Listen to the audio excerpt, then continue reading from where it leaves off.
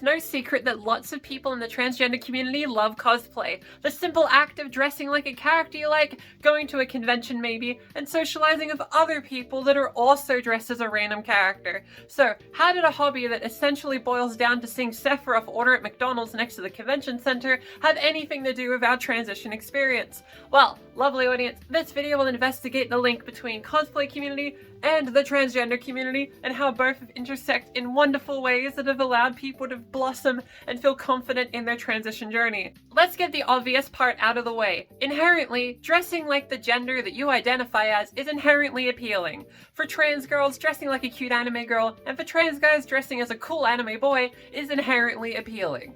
That is a very obvious initial thing you might think of when you think, oh, why do trans people like cosplay?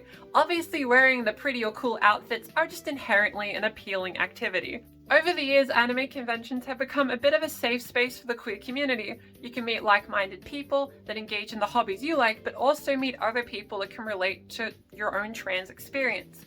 That is inherently very appealing. Now, were conventions always a wonderful safe space for the queer community? No, obviously.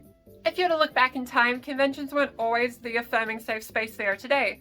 In fact, finding women in conventions used to be kind of difficult. However, over time, more women got involved with the cosplay community, and you saw all sorts of cosplays throughout the years. Through researching for this video, I found a forum post that referenced a really specific event in 2004.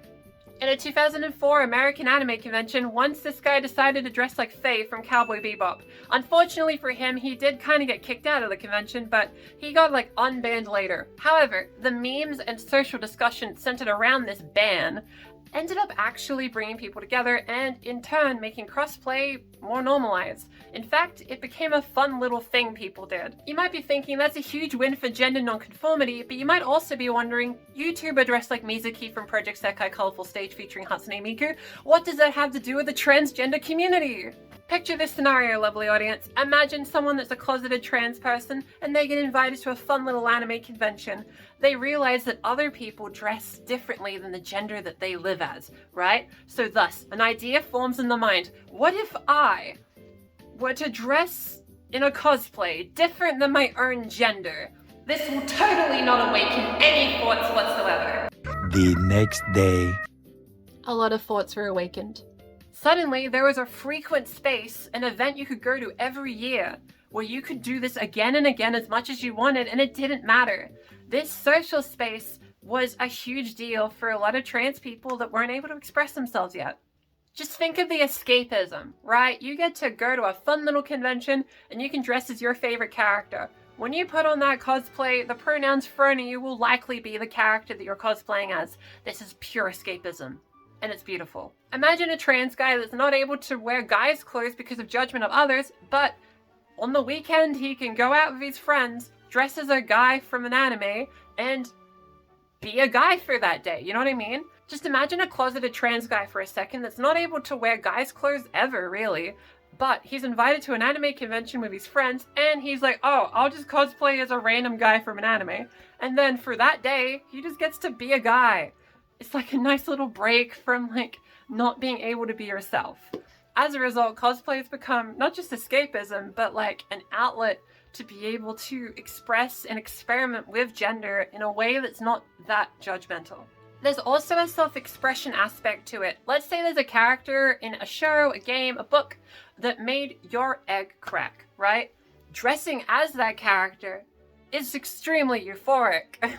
I saw a post floating around of someone who cosplayed as Belle from Beauty and the Beast, and her egg cracked because she saw the movie decades ago, right? And she got to finally go out there and literally just be that character from such an important, integral piece of media to her life. There's also a practicality aspect to it.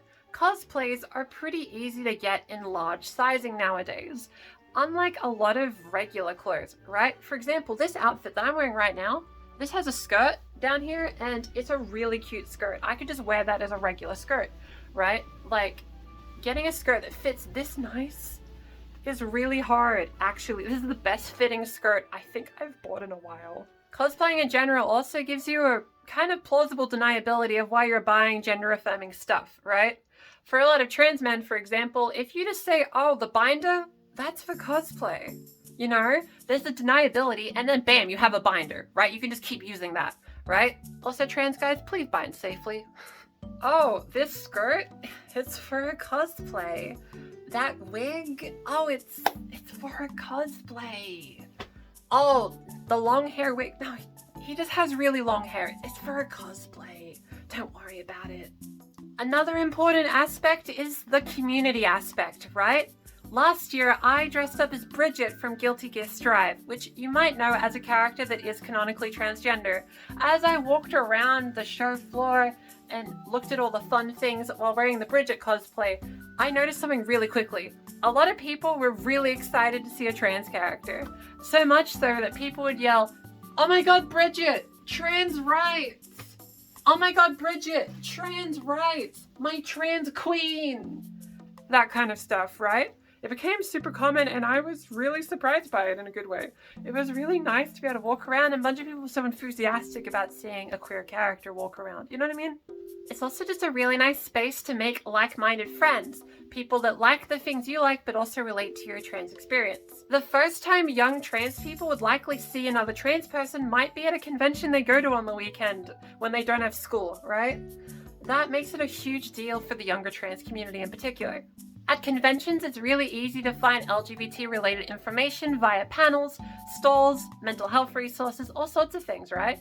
So you both get a social community of other trans people, a community you likely might not even get a chance to interact with IRL very often, and then you also have information and resources about being LGBT. It's just a really good deal. Even early on in convention culture, there was often panels about LGBT experience, even in the well into the early 2000s. Through cosplay, trans people get an opportunity to improve their skills that they can utilize to help with their own transition, such as using makeup, such as how to put on clothes, how to put on binders, how to style wigs and brush them, trim them, all sorts of things that can really help later on when presenting femme in a regular context. Cosplay can help with various skills relevant to one's own transition, right? When you cosplay, you learn how to style wigs, trim wigs, how to put on gender-affirming clothes, how to use binders, how to even use makeup, that kind of thing. These skills can transfer over and make social transition a little smoother, and you're able to do it in a really judgmental-free environment where no one really has an idea that you're secretly training up your skills for your reveal later on in life. The first time I even had a wig was because it was a cosplay wig, and that was what I was socially allowed to buy without raising any suspicion. And because of that experience, I got a bit of a leg up on how to use wigs by the time I started buying femme ones. Also, I learned how to use makeup because of cosplay makeup tutorials, right? Those just felt more approachable at the time, and I guess because it felt like, oh, guys could watch it too. I felt a little less scared to use those videos. In fact, there was a couple of tutorials that really helped me by this channel.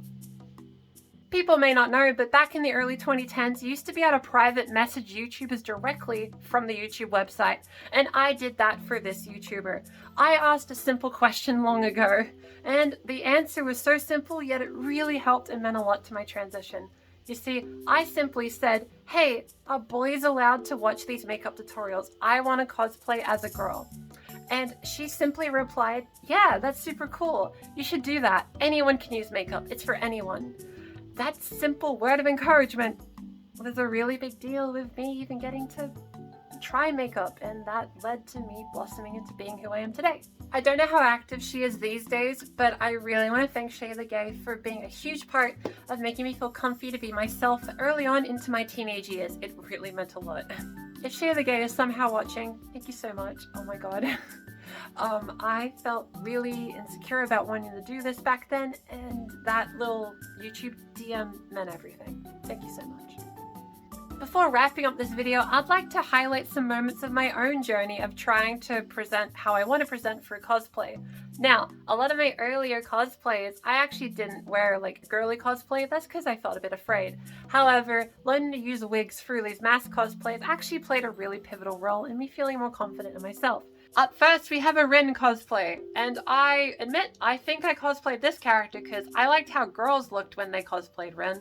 But hey, what are you gonna do, right? This was a really fun one. I had an issue where the wig would keep sliding back, so what I did was I pushed it forwards and pulled it forwards. However, as a result, That meant that the wig actually showed my like regular hair behind me, and I didn't realize till later. I also bought a fun sword to carry around. That was a good time. That's what conventions are about, funny swords. This Noragami cosplay played a really funny moment in my early transition, lovely audience. You see, there's a thing where sometimes people run up to you and roleplay. That's pretty discouraged nowadays.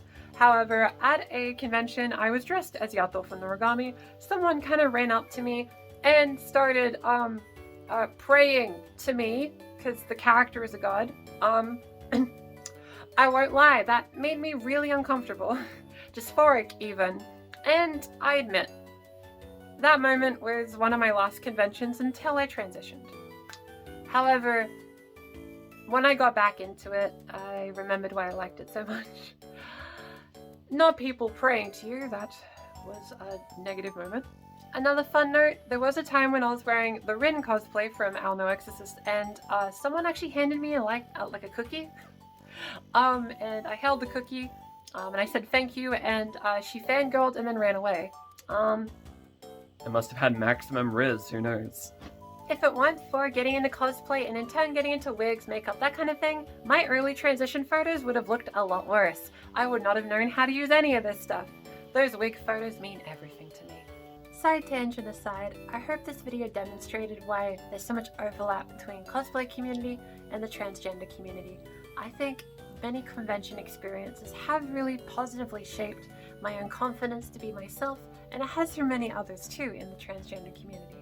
So if you enjoyed this video, be sure to hit the like button, the funny subscribe button, and tune in for more trans content every week. Yes, we post every week. If you have any fun convention or cosplay stories, be sure to let me know, and I'll see everyone next time. As always, stay hydrated and know that you are valid. I'll see you next week.